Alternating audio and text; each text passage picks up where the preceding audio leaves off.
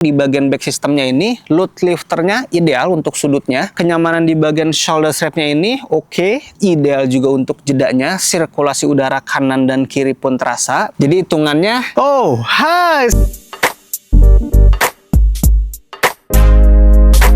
Tentang channel gue Bang EQ TV. Akhirnya gue bahas untuk carrier ini dari mereknya Sunrunner, merek yang udah gue pantau dari 1 tahun yang lalu sebetulnya. Ketika gue berkunjung ke beberapa toko outdoor yang ada di Jakarta, salah satunya ke toko Senjajingga, merek Sunrunner ini banyak pilihan carrier yang terpajang di toko tersebut dan menarik sebetulnya. Tapi sekarang baru punya kesempatan untuk nyobain carriernya ini.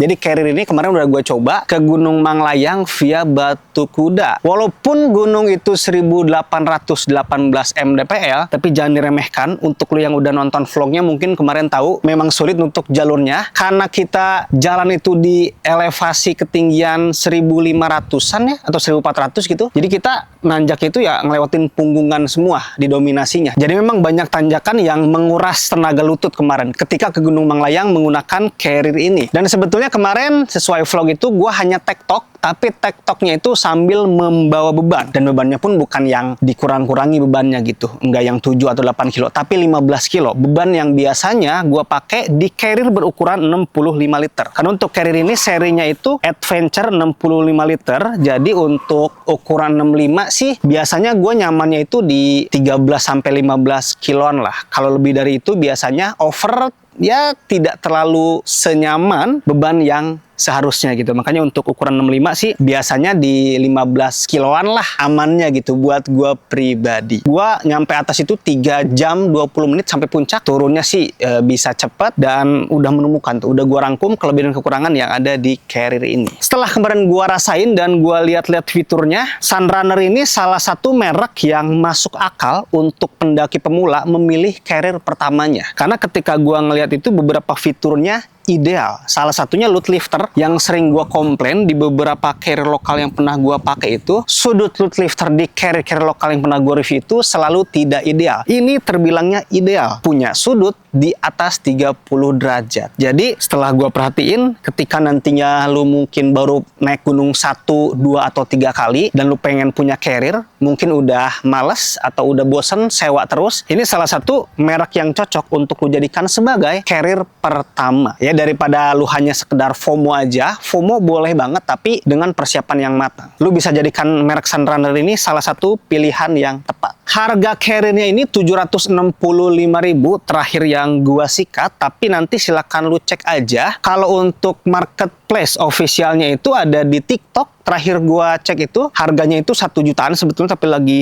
diskon harga coret jadi 765 ribuan untuk serinya Adventure 65 liter ini. Dan untuk pilihan warnanya kalau nggak salah kemarin tuh ada 3 ya. Ada warna biru, terus ada warna hitam, dan ada warna abu-abu. Tapi setelah gue lihat-lihat untuk warna birunya terbilangnya masih oke sih. Bukan biru-biru yang norak gitu, tapi ini kan ada beberapa kombinasi biru yang agak pekat, terus ada biru yang agak pudar sedikit. Jadi kombinasi warna birunya di sini masih oke menurut gue. Jadi dari beberapa pilihan warna, gue pilih warna biru ini. Dan dari segi harga 765.000 ini sekarang lagi banyak pesaingnya ya. Di Nomaden ada kemarin tuh 600 sampai 700 ribuan juga. Sapala kemarin harganya sekitar segitu juga. Bogabo ada juga Sachio atau Sachio 500 ribuan ini.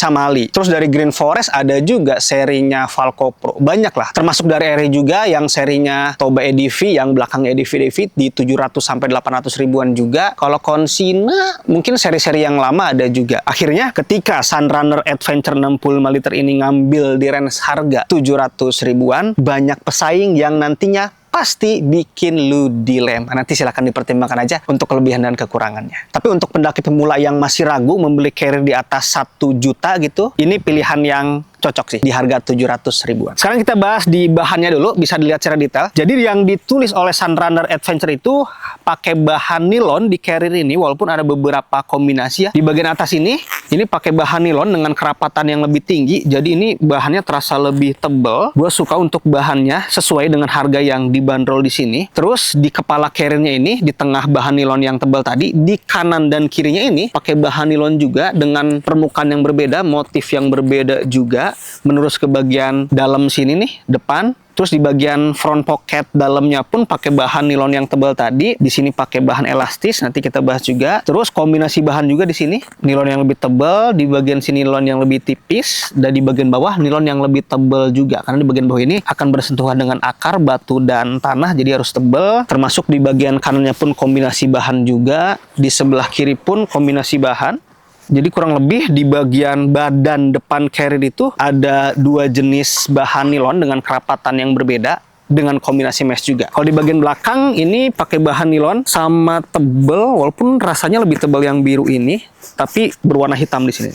Menerus untuk nilonnya itu ke bagian shoulder strap kiri kanan, termasuk hip belt kanan dan kiri juga. Dari segi bahan cukup bagus untuk harga 765.000 di sini. Sekarang kita bahas di bagian fitur depannya dulu. Jadi kepala carriernya ini sebetulnya volumenya nggak gede-gede banget ya. Nanti gue liatin di bagian pocketnya. Di bagian depan ini ada logo Sunrunner. Entah kenapa gue suka gitu. Logo Sunrunner-nya ini terasa elegan, kayak brand-brand Jepang gitu. Huruf Sunrunner-nya ini melengkung. Di sini ada pohon cemara gitu, ada gunung, matahari, dan lain-lain lah. Untuk logonya ini lucu. Di bagian atasnya nggak ada apa-apa, polos kayak gini aja. Dan ada satu pocket di bagian top plate atasnya ini. Menggunakan zipper SBS. SBS pun bagus, kayak kakak juga. Untuk kualitasnya bagus. Resleting ini warna merah, jadi kelihatan gitu ada tanda warna merah di sini. Ketika dibuka, gua nyimpen ada P3K seperti biasa. Ketika dibutuhkan cara darurat, dikeluarkannya cepat dan gampang. Terus di bagian depan sini ada jaket windbreaker gua yang memang selalu gua simpen di bagian luar juga. Ketika ada angin kencang di kondisi trek terbuka, secara cepat gua keluarkan. Nah, bisa dilihat nih, untuk ukuran 65 liter di sini, rasanya tidak terlalu besar untuk volume pocket yang ada di bagian kepala carriernya. Walaupun cukup sih untuk nyimpen jaket windbreaker gua, termasuk untuk nyimpen P3K di sini. Nih, cukup gitu. Masih bisa lah nyimpan headlamp di atas mungkin. Tapi untuk ukuran 65, ini bukan pocket top plate yang gede-gede banget sih. Karena gua pernah juga nge-review ukuran 60 atau 65, ya ada yang lebih gede lah di bagian pocket top plate-nya. Ini lebih ramping aja. Di bagian kepala belakangnya ini tentunya adjustable, jadi bisa nantinya disesuaikan dengan tingginya packingan yang lu masukin barang-barang di bagian atas ini. Jadi di bagian kepala carriernya belakang ini bisa disesuaikan. Nah, di sini yang gue suka nih. Jadi kenapa tadi gue bilang ini salah satu pilihan yang ideal. Dari detail-detail kecil kayak resleting tadi udah pakai yang bagus, termasuk untuk bakal-bakalnya pun pakai yang bagus juga. Lu bisa lihat di sini. Jadi di sini pakai bakal dengan kualitas yang bagus tuh, kerasa pengunciannya pun klik banget. Nah, ditarik kayak gini pun kuat, nggak copot. Dan di sini untuk tali webbingnya pun pakai kualitas yang bagus juga. Jadi untuk detail-detail kecilnya udah bagus banget nih untuk carrier harga 700 ribuan ini. Sekarang gua buka dulu nih. Nah, di bagian sini ada salah satu yang gue suka juga. Kadang dilewatkan oleh brand lokal lainnya. Jadi ada pocket di bagian dalam kepala carrier. Ini penting banget buat gue pribadi. Gue biasanya nyimpen dompet, identitas, kunci kendaraan di dalam carrier. Tapi kalau disimpan di luar pocketnya itu agak masih takut lupa, jatuh, dan lain-lain. Makanya gue memerlukan pocket yang ada di dalam dengan kondisi yang aman kayak gini. Zippernya pun udah pakai SBS di sini. Jadi ditutup dengan rapih dan aman ketika nyimpen identitas dan lain-lain di bagian pocket dalam sini. Untuk akses utamanya hanya ada satu penguncian aja, pakai mode serut kayak gini. Dengan tali serut dan tali pengikat ini benar-benar match banget dengan bahan yang di sini. Tuh, nggak macet-macet. Ya, lu mungkin sering lihat di beberapa review carrier lokal gua, kadang di tali ininya tuh tidak match dengan bahan yang ada di sini, lebihan kain yang ada di sini, alhasil kadang suka macet gitu, penutupannya tidak lancar. Kalau ini terbilangnya lancar banget gitu. Dan di sini untuk lebihan kainnya nggak dikasih yang tinggi-tinggi banget, karena di sini fungsinya bukan untuk packing yang over, tapi untuk penutupan yang lebih sempurna di akses utama yang ada di sini. Jadi nambah lagi nih detail stopper dengan talinya pun di sini dikasih yang bagus. Sekarang gue akan ngebahas di bagian depan. Jadi ada satu front pocket yang terbilangnya lumayan besar. Dari bagian atas sini ke bagian bawah sini. Dan kalau lo perhatikan ada detail bagus. Jadi di front pocket ini ada perpaduan bahan. Ini bahan elastis nih untuk warna biru yang rada terang di sini. Ini bahan elastis tuh. Bahan elastis gini. Di bagian samping-sampingnya ini pakai bahan utama nilonnya di samping kanan dan samping kiri sini. Jadi ketika nantinya barang-barangnya agak banyak itu, jadi yang ditarik itu ke ujung jahitannya di sini tuh bahan nilonnya, bukan bahan elastis yang ada di sini. Penutupan ini pakai bakal yang bagus juga dan rada-rada nutup gitu tuh. Ketika gua lihat di bagian dalam sini, Ini kan ban elastisnya. Jadi masih ada bahan untuk menutup lebih rapat barang-barang yang ada di sini. Jadi kalau dibuka gini tuh nggak langsung kelihatan barangnya apa, karena ketutup oleh bahan mesh elastis yang ada di sini. Nah di sini gue simpen keperluan yang selalu gue bawa. Salah satu bagian yang penting ketika pendakian, ada celana waterproof, ada ponco waterproof juga. Jadi ini yang tidak pernah gue tinggalkan, entah itu pendakian di musim hujan ataupun di musim panas, selalu gue bawa untuk jas hujan satu set ini. Dan ketika disimpan ke bagian front pocket ini, cukup tuh, cukup banget untuk satu set ya. Tuh, sini ya. Jadi nanti pun lo simpen aja barang-barang yang sekiranya diperlukan secara darurat di trek pendakian gitu. Kayak tadi P3K mungkin bisa di depan sini, atau mungkin flysheet bisa di depan sini untuk shelter dadakan ketika pendakiannya rame-rame. Nah di bagian tengah sini, di kanan dan kiri ini sebetulnya ada holder untuk penyimpanan trekking pole. Udah gua contohkan sebetulnya di sebelah kiri sini. Jadi gua di sini nyimpen trekking pole tipe yang teleskopik, yang mana identik dengan packagingnya itu atau pelipatannya itu tinggi nih, segini-gini. Nah nanti gua contohin juga untuk tipe trekking pole yang lipat. Jadi siapa tahu lu punyanya yang teleskopik aja, ini nggak punya, atau sebaliknya. Jadi bisa disesuaikan nantinya. Kita bahas di trekking pole yang panjang packagingnya, jadi tinggal disimpan di sini aja nih. Tali yang biru ini dilipat-lipat boleh, dan pengencangan di bagian atasnya ini ada stopper yang bagus, tali elastis yang bagus juga. Tinggal kayak gini, tarik, udah cukup. Dan ini aman. Ketika nantinya mungkin di kereta dan lain-lain sih aman, walaupun ya resiko trekking pole teleskopik ya rada tinggi gitu ya. Ketika nanti dipasang rain covernya akan agak menonjol di sini. Nah sekarang gua akan contohkan untuk lu yang punya trekking pole tipe lipat di sini, apakah masih bisa disimpan atau enggak. Kita lipat di sini, masukin ke sini. Bentar. Nah, cukup ternyata tuh. Jadi untuk lo yang punya trekking pole tipe lipat, holdernya ini berekatan, jadi bisa banget untuk menyimpan dengan rapi dan aman di sini. Karena seperti yang lo mungkin udah lihat di beberapa carrier lokal yang pernah gue review, kadang-kadang untuk jarak antara holder atas dengan bawah itu di beberapa carrier lokal yang pernah gue review itu rada jauh. Alhasil tidak bisa untuk menyimpan trekking pole tipe lipat kayak gini, karena lipatannya kan pendek. Kalau untuk tipe teleskopik kayak gini masih selalu aman rata-rata. Kalau di carrier Sunrunner Adventure ini, untuk lo yang punya trekking pole lipat bisa aman dan rapi, termasuk untuk yang tipe teleskopik juga. Oke, gua buka dulu biar nggak terlalu rame banget, karena akan ngebahas di bagian kanan nantinya. Sebelum ke bagian kanan dan kiri, di bagian bawah dulu. Nah, jadi di bagian bawah sini ada dua fitur. Yang pertama, ada dua tali webbing beserta bakal yang ada di sini. Nah, ada dua, bakalnya bagus, tali webbing bagus juga. Di bagian bawah sini seperti biasa untuk lo yang masih membawa matras karet kayak gini, atau matras aluminium foil, ataupun matras lipat, bisa disimpan di sini. Nah, jadi untuk tali webbing yang ada di sini tuh cukup panjang, walaupun pas hitungannya untuk lu merapihkan matras karet yang ada di sini yang nantinya lu bawa. Untuk penyimpanan matras aluminium foil pun bisa ketika nantinya lu bawa gitu. Paling untuk matras lipat yang egg roll gitu, itu tidak cukup ternyata. Ketika tadi gua coba simpen, ketika tadi gua coba di rumah gitu, memang matras karet aja udah mepet banget hitungannya nih, karena untuk tali webbingnya tidak dikasih yang panjang-panjang banget. Jadi bisa disimpan di sini atau bisa disimpan di bawah sebetulnya nih. Nah, kayak gini, simpan di bawah sini. Karena di sini ada dua tempat hitungannya. Nah, kalau emang lu mau nyimpan kayak gini pun boleh. Tuh, jadi bisa rapih, bisa berdiri dengan tegak ketika nantinya si carrier-nya ini lu geletak atau simpen di area istirahat di trek pendakian nantinya. Bisa di atas atau bisa di sini. Walaupun ketika kemarin gua ke Gunung Manglayang, gua nggak bawa matras karet kayak gini, gua bawanya itu matras tiup. Jadi di vlog itu nggak kelihatan untuk gua membawa matras. Kalau untuk matras tiup atau matras angin ya pasti disimpannya di bagian dalam. Nah, ini nanti matras akan gua pakai lagi ketika ngebahas kanan dan kiri. Sekarang gua bahas kanan dan kiri. Oh, sebelum kanan dan kiri, sorry lupa. Di bagian bawahnya lagi langsung kelihatan tuh rain cover, ada labelnya di sini. Di sini ada resleting. Nah, ini nih yang penting nih. Ah, udah bagus ternyata. Biasanya resleting yang ada di penyimpanan rain cover itu selalu jelek resletingnya, kayak nggak dipeduliin gitu. Kalau ini tetap pakai SBS yang bagus. Oke, Oke, ini rain covernya, warnanya itu warna hijau stabilo, dan udah gua tes di rumah untuk kualitas rain covernya, disemprot-semprot selama 5 menit. Silahkan lu lihat aja untuk hasil tes dari kualitas waterproof rain covernya ini.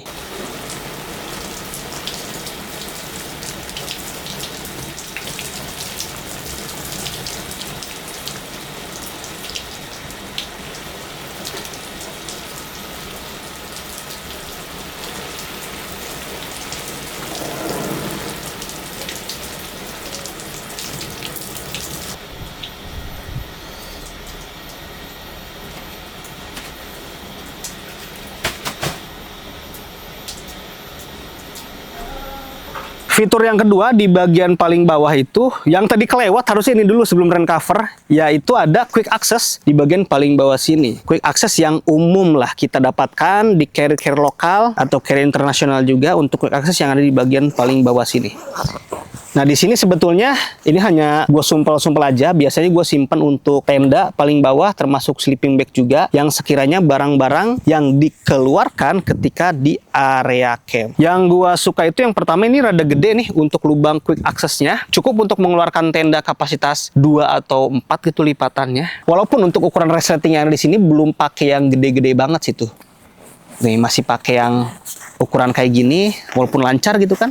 Tapi untuk pemakaian jangka panjang sih enaknya dinaikin untuk ukuran resletingnya sebetulnya. Karena ketika kita ngelihat di brand-brand internasional kayak Osprey dan lain-lain pun, ukuran resleting yang ada di quick access kayak gini tuh selalu besar ukurannya. Tapi kalau sekarang bukan hanya Osprey doang loh. Kayak Consina, Array, termasuk Green Forest, Bogabo itu udah menerapkan besar ukuran resleting di quick access yang ada di sini. Karena ketika posisi ditutup kayak tadi itu kan kondisinya padat di bagian dalam. Jadi kita harus benar pelan-pelan. Ketika resletingnya kecil kayak gini, tapi ketika resletingnya gede itu bisa lebih lancar. Dan bukan hanya ngomongin lancar, untuk pemakaian jangka panjang biar lebih awet aja, tidak jebol duluan di ukuran resleting yang kecil kayak gini. Ya semoga sih ketika nantinya lu punya carrier ini pelan-pelan aja untuk menutup resleting yang ada di bagian quick access-nya. Dan carrier ini hanya ada satu quick access aja di bagian bawah, tidak ada di bagian tengahnya. Sekarang gue akan ngebahas di bagian sisi kanan dan sisi kiri. Kanan dan kiri sama aja sebetulnya. Kayak di bagian sini ada 2 tali kompresi di bagian atas dan di bagian bawah sini. Kelihatannya untuk tali kompresi yang ada di sini tuh nggak bisa untuk nyimpen matras karena dikasih pendek hitungannya. Jadi matras karet tadi yang tadinya gue mau coba kayak gini nih posisinya sebagai opsi gitu nggak bisa karena talinya pendek. Jadi untuk matras posisi yang tadi aja. Untuk tali kompresi atas ini untuk lebih memperketat dari bagian samping. Kalau di bagian bawah sini untuk memperketat juga dan untuk mengunci barang-barang yang disimpan di side pocket yang ada di sini. Dan side pocket ini pun ada 2 kombinasi bahan hitungan ini. Betul, ada 2 kombinasi bahan. Bahan elastis warna biru yang rada pudar ini atau muda di bagian paling bawahnya ini menggunakan bahan nilon atau bahan utamanya. Jadi ketika ada frame atau skop yang menusuk ke sini ya lebih kuat ditahannya oleh bahan nilon yang ada di sini, bukan pakai bahan elastis. Cuman lupa nih gue nggak bawa skop atau frame di sini. Nah di sini gue contohkan untuk penyimpanan botol minumnya. Untuk ini botol minum atau tumblernya itu ukuran normal lah ya hitungannya, diameternya nggak gede-gede banget. Tapi nanti gue coba dengan diameter yang lebih gede. Siapa tahu lu punya yang gede kayak gini juga. Untuk yang normal kayak gini sih masuk banget tuh, masuk banget, bisa dikunci dengan rapi di sini, cukup. Nah ketika nyimpen yang ini apakah lancar atau enggak kita coba. Oke, ketika nyimpen dengan diameter yang agak gede kayak gini itu memang dari pintu ininya pun terbilangnya pas. Jadi harus pelan-pelan banget walaupun ujung-ujungnya bisa. Tapi bener-bener terbilang maksa sih kalau emang nantinya lu nyimpen botol minum dengan diameter kayak gini. Bisa diakalin sebetulnya. Lu ngakalinnya packingan di bagian samping sini yang lurusan side pocket ini jangan terlalu padat biar ngasih ruang nantinya. Jadi ketika masukin botol minum dengan diameter gede kayak gini tidak terlalu maksa. Kalau ini sih hitungannya pas banget lah. Tuh, nanti silakan dipilih aja. Syukur-syukur lu punyanya tumbler diameter kayak gini hingga gede-gede banget. Jadi terbilangnya pas. Oh. Di atas nggak ada apa-apa lagi fiturnya. Sebelah kiri sini sama sebetulnya ada 2 tali kompresi nih. Di bagian atas dan di bagian tengah sini itu tali kompresinya ada juga. Oh ini lepas. Ini bukan putus ya, tapi lepas. Tinggal dipasang kayak gini aja. Nah, tali kompresi. Untuk kombinasi bahan side pocketnya pun sama. Pakai bahan elastis dengan bahan nilonnya. Tapi yang ngebedain di bagian atas ini nih. Jadi di sini langsung ada tulisan tuh H2O. Untuk keluar masuknya selang water bladder kayak gini. Jadi selangnya menerus ke bagian sini. Dirapikan dengan tali yang ada di shoulder strap strapnya ini. Kayak gini boleh, atau langsung dari kanan sini boleh, bebas di sini, biar rapih aja ketika terpasangnya. Sekarang kita lihat di bagian dalam carrier ini, karena nggak ada akses di tengah ya, jadi kayak gini aja gue liatinnya. Tuh di bagian sini nih ada holder untuk water bladder nantinya. Keluarnya tadi lewat sini nih, keluarnya lewat sini. Di sini ada resleting, tapi jangan dibuka lah, biasanya ini untuk pembersihan aja. Dan di sini pun udah pakai SBS resletingnya. Di bagian dalam ada skat tuh, ada skat. Nah, ada skat untuk penyimpanan water bladdernya. Kita lihat di bagian bawah sekarang, karena ada quick access. Nah, di bagian bawah sini biasanya untuk memisahkan, ini kan ada skat. Skatnya ini bisa dipasang kayak gini atau bisa dilepas, karena di sini skatnya itu ada resleting. Nah, ini ada resleting. Tinggal dibuka aja, resletingnya pun SBS. Nah, ketika skatnya dibuka ya langsung bisa akses ke bagian atas. Nah, di sini tuh bagian bawah sini untuk penyimpanan tenda, sleeping bag dan lain-lain. Sekarang kita lihat untuk berat kosong yang ada di carrier ukuran 65 liter ini. Berarti itu 1,5 kilo lah. 1,500 gimana sih?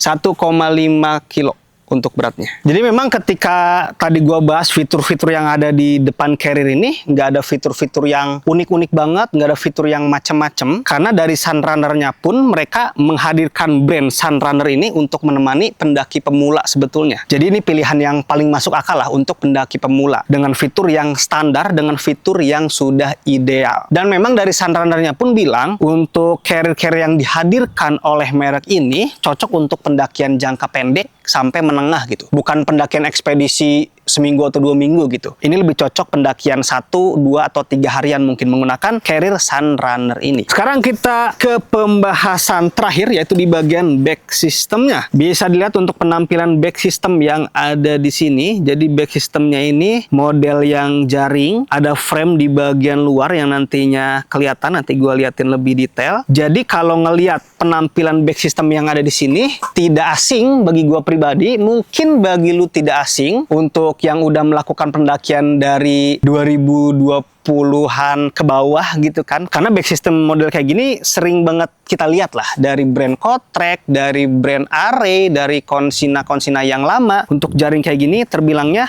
model back system yang umum. Kenapa gue bilang kayak gitu? Karena sekarang itu lagi rame trennya itu brand lokal bikin back system yang dilabeli anti gravitasi. Walaupun nggak semua ya, ada beberapa gitu. Ada yang memang mirip konsep anti gravitasi, tapi ada juga yang sekedar gimmick, menamakan atau melabeli secara terburu-buru di back systemnya tersebut. Kalau dari Sunrunner ini, dia tidak melabeli apapun di bagian back systemnya, bahkan di bagian tengah sini pun tidak ada nama teknologi dan lain-lain, polos aja. Ini hanya back system jaring aja. Dan untuk model back system yang ada di sini non-adjustable, artinya di bagian shoulder strapnya ini tidak bisa diatur, jadi udah fix di sini. Ketika kemarin gua pakai ke Gunung Manglayang, posisinya pas di badan gua untuk back system yang ada di sini. Memang enaknya datang ke toko sih untuk mengetahui pas atau tidaknya back system yang ada di sini. Kalau memang ada toko terdekat, bagusnya memang cobain dulu sih untuk back systemnya cocok atau enggak, kepanjangan atau enggak, kependekan atau enggak di punggung yang lu punya. Atau kalau memang tidak ada toko terdekat yang ngejual Sunrunner, lu bisa tanya ke adminnya untuk panjang torso di bagian back systemnya ini berapa, dan lu ukur dengan torso punggung yang lu punya juga. Itu cara yang lebih sederhana dan gampang juga nantinya. Nanti akan gua pakai untuk carrier-nya untuk ngeliatin beberapa fitur. Gua bahas satu persatu pengalaman gua menggunakan carrier ini di Gunung Manglayang kemarin. Yang pertama, gua akan ngebahas load lifter yang ada di sini. Jadi load lifternya ini terbilangnya ideal ketika kemarin gua pakai. Coba akan gua pakai sekarang. Lu mungkin kemarin yang udah ngeliat vlog gua ke Gunung Manglayang udah kelihatan tuh betapa idealnya untuk sudut load lifter yang ada di carrier ini. Karena kalau load lifternya nggak ideal, pasti kelihatan banget lah untuk sudutnya itu bener-bener rata gitu. Kalau sudut load lifter yang ada di sini terbilang ideal, sudutnya itu di atas 30 derajat. Biasanya carrier lokal itu terbilangnya rata aja gitu, nggak membentuk sudut yang ideal kayak gini. Jadi ketika mau dideketin tinggal ditarik aja untuk mendekatkan ke kepala carrier load. Lo bisa lihat untuk sudut load lifternya terbilangnya ideal di atas 30 derajat. Jadi untuk settingannya udah cocok segini. di badan gua. Jadi untuk kepala carry-nya itu nggak jauh-jauh banget, nggak yang ngedorong ke belakang gitu. Jadi dekat di kepala gua, termasuk di punggung gua juga. Jadi terasa untuk pelukannya. Biasanya di beberapa carry lokal yang pernah gua review itu tidak seideal ini di sudut load lifternya. Nah di bagian shoulder strapnya ini, ketika kemarin gua pakai 3 jam naik dan 2 jam turun, di beban 15 kilo ketika naik, mungkin ketika turun berkurang karena ada makanan di sini, jadi 12 kiloan mungkin atau 13 kiloan, itu tidak terasa pedas sama sekali di bagian pundaknya. Jadi untuk busa yang ada di shoulder strap ini terbilangnya nyaman. Memang untuk busanya pun cukup, tidak yang berlebihan empuknya, tapi rada-rada padat juga gitu. Tapi ujung-ujungnya sih hasilnya nggak pedas sama sekali ya, terbilangnya nyaman. Untuk beban 15 kilo itu tengah-tengah sih. Kadang gua bawa beban itu di 12 atau 13 kilo, kadang 18 sampai 20. Kalau 15 itu hitungannya tengah-tengah dan terbilangnya oke lah. Tidak pedas di bagian pundak yang kemarin gua rasain di trek Gunung Manglayang. Untuk jaringnya terbilangnya cukup ideal juga, jadi punya jeda yang jauh tuh di bagian tengahnya. Jadi ketika kemarin gua melakukan pendakian itu kan bukan pakai base layer ya, tapi pakai kemeja PDL dari brand Raung yang kemarin gua review juga, itu lumayan gerah dibandingkan base layer gitu kalau kita bandingkan. Dan karena di sini jaringnya itu ideal jaraknya, ketika lu packingnya bener gitu ya, akan menghasilkan jeda yang ideal. Di sini untuk sirkulasi udara dari kanan ataupun kiri bener-bener terasa banget gitu. Jadi memang cocok kemarin itu untuk membuktikan sirkulasi udara di bagian back systemnya ini bekerja dengan baik atau enggak. Pas banget kemarin gua pakai kemeja lapangan gitu, yang mana bahannya lebih tebal dibandingkan base layer. Terbilangnya aman lah di bagian jaring yang ada di sini. Termasuk untuk pelukan hip beltnya ini. Untuk pelukan hip beltnya yang pertama, pas atau tidaknya di badan-badan kurus kayak gua, terbilangnya pas, bahkan masih ada sisa tuh. Masih bisa dikecilin lagi untuk badan-badan yang lebih kurus. Sebagai patokan, tinggi badan gua di 170 cm, untuk berat badan gue itu di 62 kilo lah. Jadi terbilangnya masih kurus, tapi lingkar hip beltnya terbilangnya pas, tidak kegedean. Karena ada juga kan beberapa carrier yang pernah gue review tidak meluk sama sekali gitu. Kenapa harus meluk bang? Karena sebetulnya beban yang ada di carrier itu lebih bertumpu dengan presentasi yang gede itu di bagian tulang panggul ini atau di bagian pinggang lu ini sebetulnya, dibandingkan di bagian shoulder strap. Shoulder strap itu sebetulnya hanya membantu. Untuk bagian tubuh yang menopang beban lebih banyak itu sebetulnya di bagian pinggul sini. Tapi ya ujung-ujungnya kalau hip beltnya ini nyaman kayak gini, shoulder strapnya pun nyaman, posisinya oke gitu, ya terdistribusi secara merata lah untuk beban antara pinggul dengan shoulder strapnya ini. Makanya kadang gue suka heran ada pendaki yang tidak dipakai di bagian hip beltnya ini. Jago banget lah itu. Bener-bener mengandalkan pundak aja untuk menopang beban. Kalau gue pribadi sih, dan beberapa pendaki yang gue pelajari dari beberapa senior gitu kan, ya antara pelukan pinggul dengan shoulder strap harus bener-bener oke semua. Sehingga lu nggak akan terlalu kecapean untuk memikul beban ketika hip beltnya senyaman ini. Walaupun rada-rada keras gitu untuk permukaan atau pinggiran-pinggiran yang ada di bagian sini, ketika ditekan tuh benar-benar terasa keras. Jadi efek yang gua rasain ketika melewati medan yang rada tinggi gitu, kayak gini nih, set. Nah ini rada-rada ngeganjal nih, mirip dengan back system anti gravitasi gitu sebetulnya, rada-rada ngeganjal. Apalagi di Gunung Manglayang kemarin banyak tanjakan yang curam, itu memang rada sering pada akhirnya ngeganjal dengan permukaan yang keras, entah kaki kanan ataupun kaki kiri di sini. Tapi sih ujung-ujungnya ketika sampai bawah lagi sih nggak ada yang membekas pegelnya gitu, hanya ketika kaki kayak gini aja. Dan itu mungkin perlu adaptasi nantinya, jangan kaget lah ketika pakai carrier ini. Busanya memang empuk, tapi permukaan pinggirannya ini rada-rada keras. Ketika nantinya lu melangkah rada tinggi, perlu adaptasi aja. Termasuk posisi di bagian belakangnya pun oke. Nyaman di gua, tidak menyentuh pantat, cukup aja di sini. Lurusan tulang pinggul gua di bagian sini, karena ada beberapa carrier yang menyentuh pantat gitu. Alhasil rada kurang nyaman untuk perjalanan berjam-jam gitu. Kalau ini terbilangnya aman. Jadi ketika Sunrunner bilang ini pilihan yang paling masuk akal untuk pendaki pemula gitu, yang mungkin baru 1, 2, 3 kali naik gunung, ya di bagian back systemnya udah dikasih ideal juga. 1 kali pemakaian kemarin, hitungannya ya 1 doang tadi untuk keluhannya rada keras di sini, sisanya nyaman. Shoulder strap nyaman, di bagian punggung nyaman, busanya enak juga di dada ataupun di bagian belakang sini, termasuk di hip belt pun pelukannya nyaman. 1 doang yang tadi kerasa keras di bagian sini. Bagian terakhir ada pocket di sini nih. Nah, ada pocket di bagian kanan dan bagian kiri sini. Nah, di bagian kiri sini gue nyimpen headlamp. Ini bisa untuk cemilan dan lain-lain juga. Sekarang gue akan nyoba penyimpanan handphone. Karena gue pribadi rada suka gitu punya pocket hip belt yang bisa masuk handphone. Untuk handphone gue sih di sini kemarin pun cukup ketika dimasukin tuh. Walaupun pas hitungannya. Nih, cukup ruangannya masih nyisa untuk nyimpen cemilan-cemilan lain. Tapi di sini gue akan nyoba ukuran layar handphone yang lebih gede nih. Ini 6,9, ini 7 lebih kayaknya. Untuk lu yang punya segede gini handphonenya, ya rada-rada maksa juga sedikit, tapi ujungnya pas sih. Cukup tuh. Di sebelah kanan, berarti cukup semua nih. Tadi dicoba tuh nggak cukup, tapi aman-aman. Oke, berarti hitungannya untuk ukuran handphone kayak gini gede cukup, di hip belt yang ukurannya lebih kecil pun tentunya cukup. Jadi siapa tahu lu seseorang yang ketika pendakian nyimpen handphone juga di bagian pocket hip belt, untuk kedua ukuran handphone tadi cukup lah. Sisanya sih kalau gue pribadi pasti nyimpen headlamp lah untuk keperluan darurat. Sekarang gue akan ngomongin kelebihan dan kekurangan yang gue temukan di Carrier Sunrunner Adventure 65 liter ini. Untuk kelebihan ataupun kekurangan ini sifatnya pribadi buat gua dan tim aja yang ngerasain Carrier ini. Kalau emang lu udah punya duluan, udah lama mungkin pakai Carrier ini dan menemukan kelebihan atau kekurangan yang berbeda dengan gua, komentar di bawah aja. Itu akan jadi bahan referensi gua dan referensi teman-teman yang nonton juga nantinya. Gua akan ngebahas kelebihan yang pertama. Gua akan fokus ke back systemnya dulu. Seperti yang tadi udah gua bilang, di bagian back systemnya ini load lifternya ideal untuk sudutnya dibandingkan carrier lokal merek lain sekelas Consina, sekelas Array pun banyak yang load lifternya tidak seideal ini. Ini termasuknya udah ideal. Yang kedua, kenyamanan di bagian shoulder strapnya ini oke,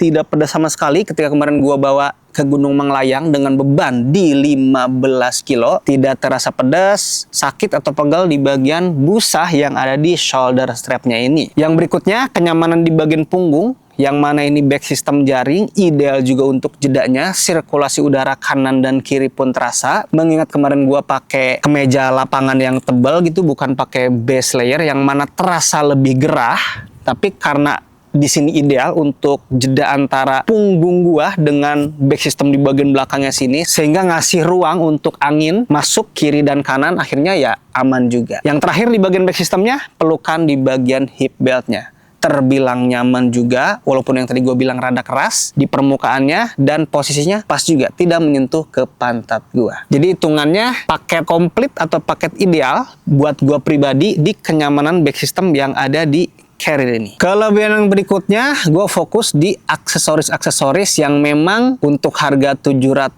ribuan yang memang harusnya seperti ini. Tapi ada juga beberapa Carrier yang harganya mirip-mirip, kualitas aksesoris-aksesorisnya tidak sebagus ini. Yang pertama, bakalnya udah bagus, pengunciannya bagus. Nanti lu bisa ngerasain langsung deh untuk kualitas bakal yang ada di sini ketika punya Carrier-nya. Termasuk tali webbingnya juga udah bagus, bahkan lebih bagus dibandingkan Eiger harga 2 jutaan yang pernah kemarin gua review tuh. Di Eiger itu masih rada keras ketika gua tarik. Ini sih lancar semua untuk tarikan-tarikan tali webbing yang ada di sini. Kalau kita coba perbandingan gitu. Mengingat Carrier-nya ini 700 ribuan gitu. Termasuk untuk tali stoppernya pun bagus, dan resletingnya pun udah pakai SBS. SBS dengan YKK sih sama bagusnya sebetulnya, tapi mungkin lebih familiar YKK. Tapi Array pun di beberapa Carrier yang premiumnya pakai SBS itu, bahkan ada hang tag dari SBS-nya gitu. Ini udah full pakai SBS semua. Bahkan di pocket rain cover pun pakai SBS semua. Kelebihan yang terakhir, ya material yang nantinya lo dapetin di sini sesuai dengan harga sih, dari bahan nilon di bagian depannya atau belakangnya gitu, dengan harga 765.000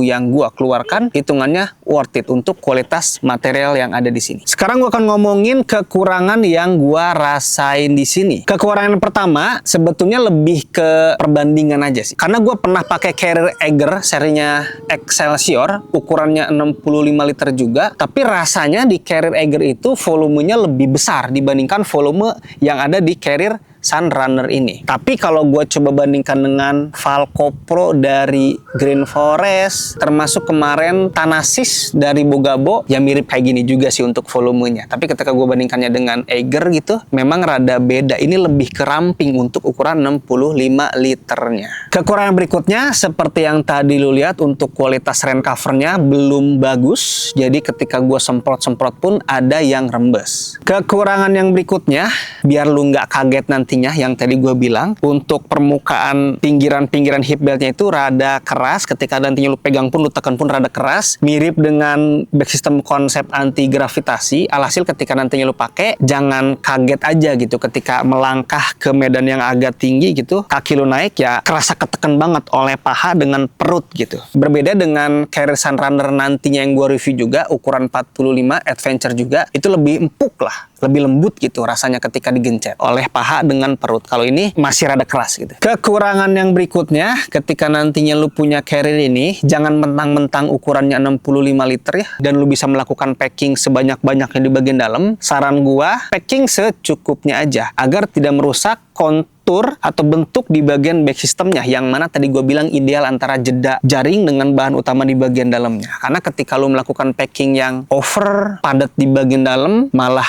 berpengaruh ke kenyamanan di bagian punggung nantinya. Termasuk untuk lu yang selalu sampai sekarang memasukkan matras ke dalam Carrier, entah matras karet kayak gini atau aluminium foil, Carrier ini tidak cocok karena ada frame melengkung di bagian belakang. Kecuali yang tidak ada frame itu mungkin masih oke lah. Tapi gue pribadi sih tidak terlalu suka ya simpan matras di bagian dalam, karena si space-nya malah kepangkas gitu. Makanya untuk si matras simpan di bagian luar Carrier aja. Jadi nggak cocok untuk packing matras di bagian Carrier ini. Nantinya malah nambah sempit gitu. Dan takutnya mengganggu ke kinerja di bagian back system juga. Kekurangan berikutnya yang kelewat tadi ketika di review itu, ketika gua selesai pakai ini, ada satu jahitan yang kebuka sedikit di bagian how loop-nya, kalau nggak salah namanya, gua agak lupa, yang pasti di bagian handle belakang, nanti gua kasih lihat, itu jahitannya ada yang sedikit kebuka. Karena itu lurusan dengan shoulder strap-nya, jahitan shoulder strap gitu, ya takutnya itu akan berpengaruh ke shoulder strap-nya juga. Tapi ketika gua pegang itu rasanya udah dibartek dari dalam gitu. Walaupun nggak kelihatan dari luar, tapi itu doang sih yang kebuka jahitannya sedikit. Oke, jadi ini nih, yang jahitannya kebuka di handle ini. Kalau yang nggak kebuka tuh kayak gini nih. Ini kan kayak gini nih, polos, nggak ada benang-benang. Ini yang kebuka nih, tuh. Ada jahitan yang kebuka, dan ini di lurusan ujung jahitan shoulder strap juga, jadi ikut-ikutan kebuka sedikit kayak gini nih, tuh. Jahitannya ada yang kebuka. Kekurangan yang berikutnya, atau lebih ke silakan lo pertimbangkan gitu, untuk harga 765.000 yang ada di sini, pada akhirnya ketika kita lihat pesaing-pesaing dari brand lokal lainnya, banyak yang lebih komplit dari segi fitur-fiturnya. Contoh, dari Falco Pro harga 790.000-an juga, ya di range 700 sampai 800.000 gitu, dia udah include tas summit gitu. Terus dari Bogabo juga ada yang tas summit. Ada beberapa harga 700.000-an juga yang udah adjustable di bagian back systemnya gitu. Tapi karena Sunrunner ini memang ngasih fitur yang sesuai standar, yang ideal, yang masuk akal untuk pendaki pemula yang ragu beli harga yang lebih mahal, ini sih masih oke banget menurut gua. Yang penting kan ujung-ujungnya kenyamanan di bagian back systemnya kalau buat gua gitu. Biasanya gua milih Carrier itu nyaman tidak dulu di bagian back systemnya, pas atau enggak gitu kan. Kalau nyaman sih di track biasanya kerasa. Fiturnya mengikuti kebutuhan sebetulnya. Jadi untuk harga 765.000